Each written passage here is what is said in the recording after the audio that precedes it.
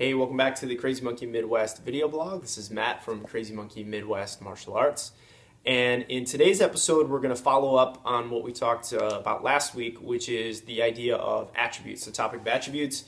Last week, we talked about what they are, what are attributes, and what are the most important attributes maybe for you to focus on in your training if you want to get good results, particularly if you have somewhat limited training time.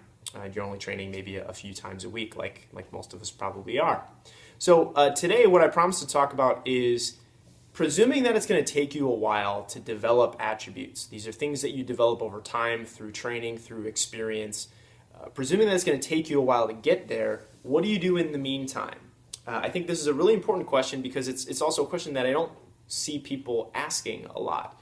We tend to default to this idea in martial arts that if you're a beginner, you're supposed to be struggling. You're supposed to suck, basically, and you're supposed to pay your dues, and eventually you'll get good, and eventually you'll suck less, and then other new beginners come in, and they're going to suck, and then all that kind of thing, which I don't find to be a particularly inspiring or particularly positive model. I think we can do a better job of this, of catering to new people coming in, catering to really the everyday guy or gal that comes in to train that's not a natural athlete or doesn't have tons and tons of time to develop attributes. So I think the way to go about this is really this is where having a really good system in place, not just a curriculum and not just a style, but having a system in place for how you teach and a system of progression for how you progress people from a beginner level to intermediate to advanced is absolutely crucial here. And remember I said it's about a progression, not just a curriculum. A lot of people have curriculums, but it doesn't necessarily indicate that there's any kind of a progression. So in our program, in the Crazy Monkey Defense program, we use a system of progression. There's a few different kinds of progression that we use. One of the kinds of progression that we use is progressing from non-attribute based techniques and tactics, and then over time eventually progressing to more attribute-based techniques and tactics. It sounds simple and it sounds logical because it is.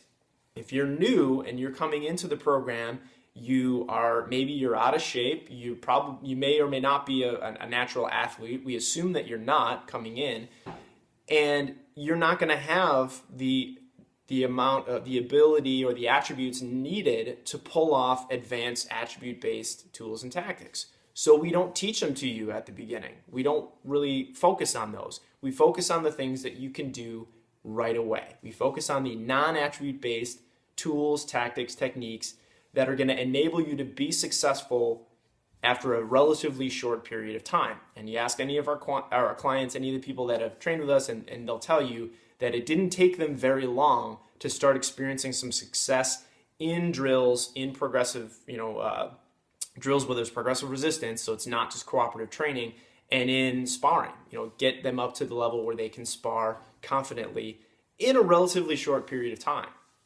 And so I feel like this is really the best place to start, and it answers that question of what do I do in the meantime when I'm waiting to develop these attributes. Is you focus on things that are not attribute based. Focus on things that don't require those attributes so that you can have success in the short term. So all this talk about attribute based versus non-attribute based, how do we define something as an attribute based tactic or tool or technique? And there are three criteria that I use to define something as attribute based. The first and the most obvious is it requires a specific attribute. So you have to be particularly strong, particularly fast, flexible, whatever, in order to pull off that technique. That is your first sign right away that this is an attribute-based technique. And if you don't have that attribute, you're going to have a hard time pulling off that technique. Simple as that. Second criteria is, does it assume a moderate to high level of risk? So some really good examples of this in, if you follow the UFC, probably the best example is if you look at somebody like Anderson Silva. He's able to kind of stand there in the pocket where guys are throwing punches and kicks at him. He has his hands down. He doesn't have his hands up in a defensive posture. And, he's able to dodge and bob and weave and move around and not get hit. And not only that, but he's still able to counter and knock guys out. Well, as we saw, it does assume a level of risk. And if it doesn't work, then you pay the consequences. And certainly he did. But he was able to make all of those tactics work for a very long period of time. Why? Because he has the experience and because he has the attributes needed to be able to do those things. I guarantee you he was not doing that on day one of his martial arts training. It probably took him a very long time to develop the attributes needed to be able to do that. And as we saw, even after you have developed those attributes, you still always assume a level of risk when you're trying to do those things. So second criteria, is it high risk? What happens if it doesn't work? Do you have to take a punch because this didn't work?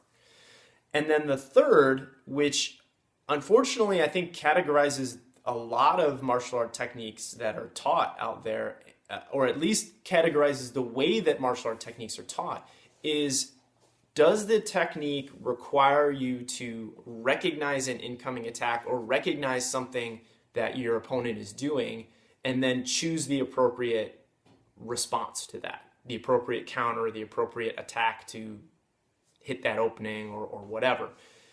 It presumes almost that you have like a little crystal ball and you can kind of see what's coming at you. And if you look at how the majority of martial arts techniques are taught, they're taught in a set pattern of, we're going to practice a counter against this move. And the guy does that move. You know that he's doing that move so that you can practice, because how else would you be able to do it at the beginning?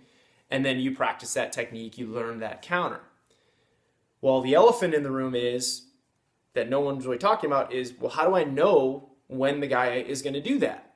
And the answer is, you don't. You don't know, especially at the beginning. Over time, you might, after you've gained a lot of experience, you might have a better ability to recognize things coming at you. But even then, you don't know what someone's going to do. So unless you got spidey sense, you're not going to be able to see, oh, that's a cross coming, so I'm going to do this particular counter to the cross. It's a really hard way to go about applying your techniques.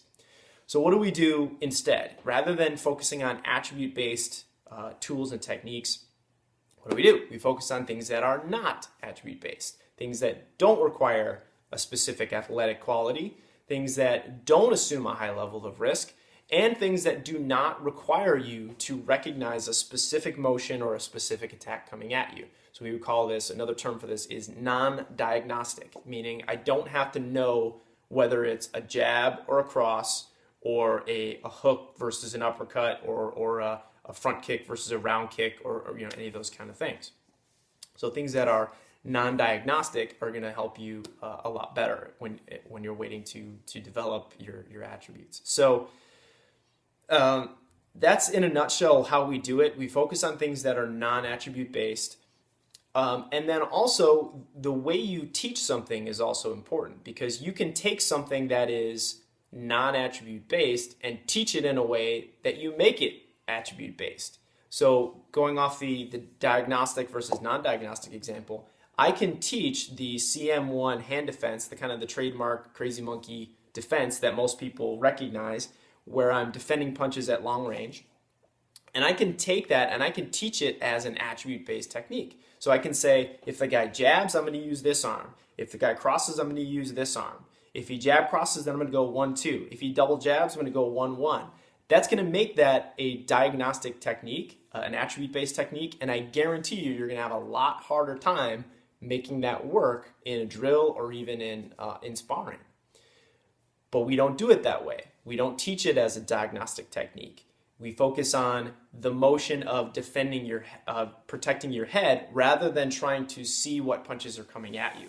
So right off the bat with my clients, I'm getting them out of this idea of having to recognize a specific attack and then choose the appropriate response for it. And this is what enables people to develop their confidence and develop their defense over a relatively short period of time. And they also don't get hit in the face nearly as much. So fancy that. People tend to like that part of the program. They're able to develop their defense, develop their confidence over a relatively short period of time because they don't need attributes to be able to make it work. And to cap this thing off and to sum it up, I think the irony is if your goal is to get to a point where you have the attributes and you have the ability to do the fancy stuff, where you have the ability to see the attack coming at you and do the appropriate, counter or whatever trick or whatever technique you want to do. Ironically, I feel like the best way to get there is to not practice that for the time being and to focus on non-attribute based tools and tactics so that you can build up a lot of success, develop your confidence, like I just said, and over time, through gathering that experience and through surviving the training, because you're not taking a lot of risk, you're not taking a lot of unnecessary punches to the head, for example, then you'll be in a position to develop those attributes to where eventually you can do that. So kind of a long-winded way of saying that, but ironically, I think the best way to get to that point of having the attributes and having the ability to do attribute-based skills is to focus on non-attribute-based skills and tactics. And that's what we do at Crazy Monkey Midwest. So if you'd like any more information on what we do, on how we train, you can contact us on Facebook, Crazy Monkey Midwest Martial Arts on Facebook. You can subscribe to our YouTube channel. And as always, you can find us at crazymonkeymidwest.com. Let me know if you have any questions, and I look forward to talking with you more about your training.